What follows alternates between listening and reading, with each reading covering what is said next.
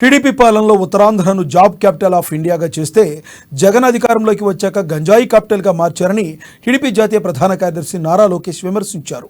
4.5 పాలనలో ఒక్క డిఎస్సి కూడా నిర్వహించకుండా ఎన్నికల ముందు కొత్త నాటకానికి తెరతీశారని మండిపడ్డారు. మోసం, దగ, కుట్రలకు ప్యాంటు షర్టు తొడిగితే జగన్లా ఉంటుందంటూ తీవ్ర విమర్శలు చేశారు లోకేష్. రోజు జగన్ సభ చూస్తుంటే నాకు కొంచెం నవ్వు వస్తుందండి. పదే పదే సిద్ధం సిద్ధం సిద్ధం అంటాడు. దేనికయ్యా సిద్ధం?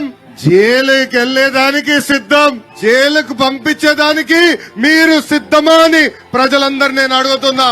బీసీ బిడ్డ అమర్నాథ్ గౌడ్ లాంటి అనేక మంది చంపేదానికి మీరు సిద్ధమా అని ఈ జగన్ నేను ప్రశ్నిస్తున్నా.